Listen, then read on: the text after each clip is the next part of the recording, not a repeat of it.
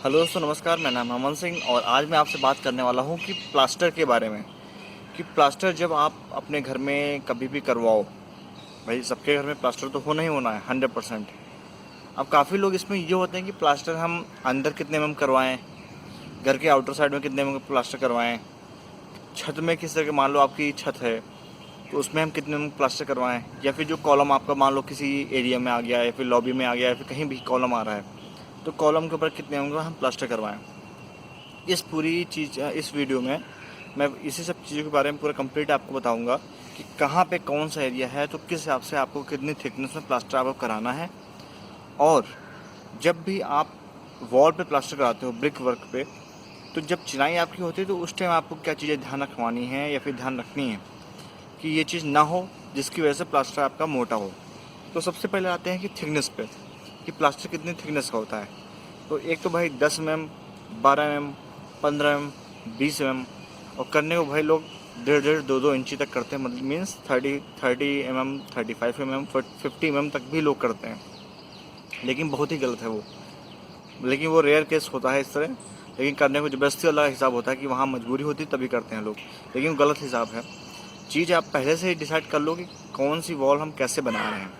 तो सबसे पहले आते हैं वॉल पे स्टार्टिंग से, कि अब इसमें लोग सोचते हैं हम घर के अंदर और घर के बाहर कितने में प्लास्टर कराएं। तो एक बात ध्यान रखिए, जैसे आपके घर के अंदर कैसा हो गया, तो जैसे ये आप वॉल देख रहे हो ना इमेज में, इस वॉल में आपको क्या लग रहा है? जो भी ब्रिक वर्क हुआ है बहुत ही अच्छे से हुआ है, फिनिश हुआ है। मिस्त्री ने टाइम दे के इस वॉल को बनाया है, अच्छे से फिनिश किया है, लेवल बराबर दिख रहा है। लेकिन अगर इसी वॉल के पीछे मैं जाता हूँ, ठीक है, इसकी इमेज एक्चुअली शायद मेरे पास है नहीं, लेकिन आप ये इमेज देख लो बाहर की, घर के बाहर की। तो इसके बाहर क्या है, रफनेस दिख रही है आपको, ईंटें आगे पीछे दिख रही होंगी। क्यों दिख रही हैं? क्यों भाई, ईंट जो साइज़ आपको मिलती है ऐसा नहीं कि वो सेम ही साइज़ आपको मिले। भाई कभी ईंट थोड़ी पतली होती है, कभी चौड़ी होती है, कभी थोड़ी टेढ़ी मेढ़ी होती है ईंटें। लेकिन ऐसा तो है नहीं कि आप छाँट छाँट के लगाओगे ईंटें। तो इसकी वजह से थोड़ा बहुत टेढ़ा मेढ़ा पोर्सन होता है। तो जो मिस्त्री होता है जिस साइड से खड़े होकर ब्रिक वर्क करता है, अपनी साइड तो फिनिश होकर के चलता है, हरदम बराबर फेस से बढ़िया से प्लास्टर हटा के हर चीज़ एकदम बराबर स्मूथ करके चलता है। लेकिन जो इसका अपोजिट साइड है, उल्टा साइड में, वहाँ पे क्या, जब वो मसाला चिनाई करता है, जब मसाला देखो वॉल पे लगा रहा है, फिर इसको जब ईंट रखता है ना, तो जो मसाला दबता है तो पीछे साइड के अपोजिट साइड में, तो मसाला हटाता नहीं है। अपने साइड वाला मसाला तो हटा के एकदम बढ़िया से फिनिश कर देगा, लेकिन पीछे मसाला नहीं हटाता है। और काफ़ी मिस्त्री ऐसे भी हैं जो हटाते भी हैं, लेकिन यहाँ पे यही गलती लोग करते हैं।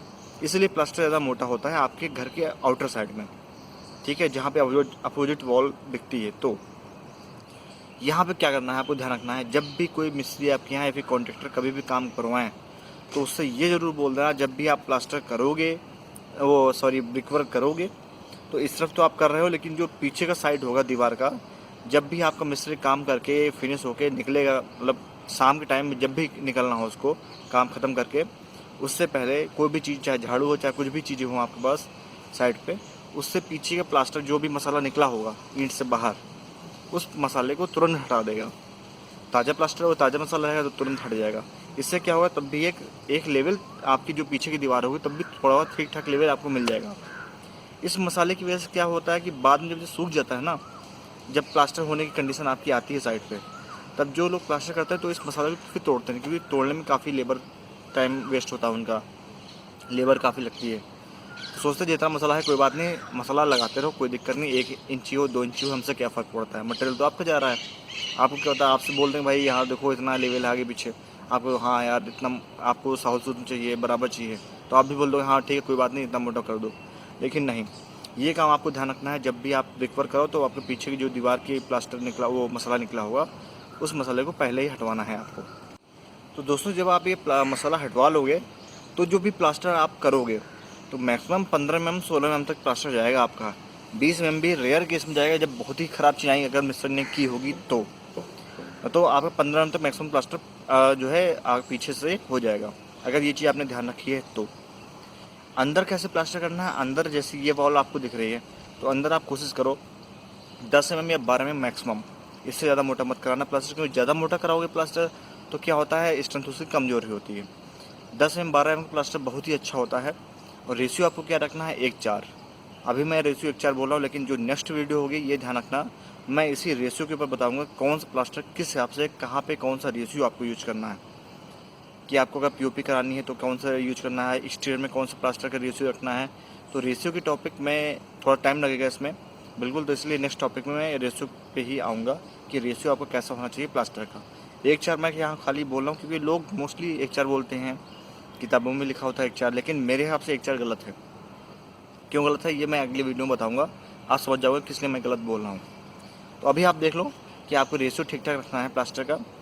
और जो बाहर की थिकनेस मान लो आपके पास होती है, कोई बाहर की आउटर वॉल है, मान लो आप लगता है कि यार 20 mm का प्लास्टर हो रहा है या फिर 25 mm का प्लास्टर हो रहा है, तो उस केस में आपको एक साथ पूरा प्लास्टर नहीं करना है। आपको कम से कम 2 या 3 बार लेयर उसकी बनानी है प्लास्टिक। पहले एक बार कच्चा प्लास्टर करो, जिसको लोग काफ़ी लोग कच्चा प्लास्टर करते हैं। पहले एक बार प्लास्टर कर लिया रफनेस टाइप में हल्का सा, फिर दोबारा उसको फिनिश कर लो अगर कवर हो रहा है लेवल तो। अगर दोबारा में भी कवर नहीं हो रहा, आपका लेवल बराबर फिनिश नहीं आ पाई, तो तीसरी बार भी करो आप प्लास्टर। 2 या 3 लेयर में, अगर मोटा प्लास्टर है तो 2 या 3 लेयर में आपको करना है। ये बात ध्यान रखिएगा हरदम। अगर कोई छोटा एरिया कोई पट्टा आ गया है तो वहाँ पे आपको मोटा प्लास्टर करना, तो वहाँ पे कोशिश करो एक बार आपने कच्चा प्लास्टर किया, फिर उसके बाद आप मुर्गा जलाई लगा दो, उसके बाद फिर प्लास्टर कर दो, तो उससे आपकी स्ट्रेंथ और भी अच्छी हो जाएगी वहाँ पे, और क्रैक भी जल्दी उस पर डेवलप नहीं होगा। मोटे प्लास्टर में क्या होता है यार, कभी ना कभी यार पपड़ी निकल आती है और वो लूज़ हो जाता है मोटा प्लास्टर। एक्चुअली वो दीवार छोड़ देता है धीरे धीरे कुछ सालों बाद, तुरंत तो नहीं समझा, नहीं कुछ सालों बाद दीवार छोड़ देता है 100%। तो आपको इस चीज़ें ध्यान रखनी है। फिर इसके बाद आते हैं कि जो है जब भी प्लास्टर आप करो तो कम से कम 1 दिन पहले उसकी दीवार की अच्छे से तराई कर लो। जब तराई मान लो कल प्लास्टर आपको करना है तो आज उस दीवार की अच्छे से तराई कर दो, कि उसकी जो ब्रिक है, ऐसा ना हो कि आपने सूखी दीवार पे पूरा प्लास्टर कर दिया तो जो मसाले का जो आपने मसाला बनाया है उसका पानी वो पूरा अब्जॉर्ब कर लेगी और प्लास्टर आपका बेकार हो जाएगा। उस दीवार को अच्छे से तराई करो, फिर उसके बाद आप प्लास्टर लगाओ, और फिर प्लास्टर कम से कम 7 से 14 दिन तक आप उसकी क्योरिंग करें, वाटर क्योरिंग करें, उसकी तराई करें, तभी आपका प्लास्टर मजबूत होगा। एक चीज़ हमेशा ध्यान रखो, लोग सोचते हैं यार 1:4 का रेशो लगा देंगे तो प्लास्टर हमारा अच्छा खासा मजबूत है ही, 1-2 दिन तराई कर दें बस बात ख़त्म। यार आप कितना भी अच्छा रेशो लगा दो, अगर आपने तराई नहीं की तो आपका एकदम मिट्टी के बराबर है वो प्लास्टर। आप 1:6 का रेशो लगा दो और 1:4 का रेशो लगा दो, 1:4 को रेशो भी 1-2 दिन आपने तराई की छोड़ दिया, और 1:6 का रेशो आपने जो बनाया होगा प्लास्टर का उस पर आप अच्छी से तराई कर दो, दोनों की स्ट्रेंथ बराबर होगी। एक चीज़ ये भी फ़र्क पड़ता है काफ़ी तराई का, जो लोग सोचते हैं तराई करने से कुछ होता नहीं है, तो ये चीज़ गलत है। तराई आप घर जब बनवाओ तो इतना तो करोगे ही यार, इतना करवाना पड़ेगा आपको। तो इस चीज़ का जरूर ध्यान रखना कि 7 से 10 दिन तो कम से कम चाहिए, नहीं तो 14 दिन तक कोशिश करो कि अच्छे से तराई करो उस प्लास्टर की। फिर इसके बाद अगर आपने मान लो छत पे करना है, मान लो आरसीसी इस तरह की छत है, प्लाई वाली आपने शटरिंग कराई है, तो इसमें क्या है स्मूथनेस, मतलब फिनिशिंग ज़्यादा होती है छत में।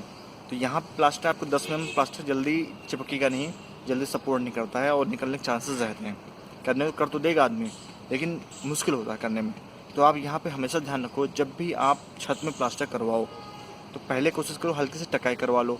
टकाई में जैसा कि हल्के हल्के छेनी है, थोड़े से हल्का हल्का गड्ढे कर लो, तब आप प्लास्टर करो इस पर। कोई थोड़ी सी हल्की सी पकड़ मजबूत तो हो जाए, कि एकदम स्मूथ छत है उस पर प्लास्टर कहाँ टिकेगा, आप खुद सोचो।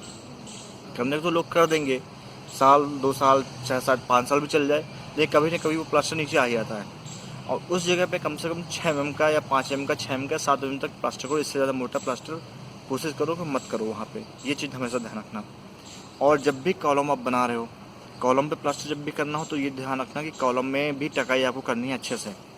इसकी मैं वीडियो वैसे पहले बना चुका हूँ कि कॉलम में टकाई बाद में करते हो तो दिक्कत आती है, लेकिन जब आपका नया कॉलम कास्ट होता है, मान ली आज आपने कॉलम भराई की, उसके बाद कल आपने शटरिंग खोली, उसके बाद तुरंत छीनी हथौड़े से हल्के हल्के टकाई करवा दो, गड्ढे बनवा दो हल्के हल्के मामूली से, तो तुरंत हो भी आते हैं आसानी से, और बाद में प्लास्टर करने में आसानी होती है, उसमें प्लास्टर की पकड़ अच्छे से आती है।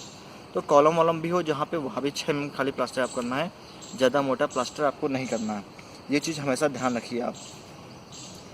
तो दोस्तों इस वीडियो में खास कर इतना ही था। और हाँ, एक चीज़ और ध्यान रखो, जब भी वॉल या कॉलम के बीच में आसपास कहीं आती है, जैसे आप यहाँ देखना कि कॉलम के जैसे बगल में वॉल है, तो जॉइंट में कॉलम और वॉल के जॉइंट में हमेशा मुर्गा जाली लगा के तभी प्लास्टर करो, नहीं तो क्रैक होने की संभावना ज़्यादा रहती है, तो इसी से बच जाओगे आप। तो शायद आपको वीडियो काफ़ी कंफर्म हो गई होगी कहाँ पे किस तरह का प्लास्टर करना है, इंटीरियर में कितने mm करना है, एक्सटीरियर में कितने mm करना है, ज़्यादा मोटा प्लास्टर हो तो कैसे करना है, कितने लेयर में करना है। तो इससे चीज़ें आपको क्लियर हुए होंगी। और नेक्स्ट वीडियो जो होगी ये होगी रेशियो पर, खासकर ध्यान रखना, ये वीडियो ज़रूर देखना। तो इसमें मैं पूरी कैटेगरी आपको डिवाइड कर दूंगा कि कौन से रेशियो में कौन सा प्लास्टर कहाँ पे कैसे क्या करना है आप। तो दोस्तों अगर वीडियो पसंद आई हो तो लाइक जरूर करिएगा, सब्सक्राइब जरूर करिएगा, शेयर जरूर करिएगा। वीडियो देखने के लिए धन्यवाद। जय हिंद, वंदे मातरम।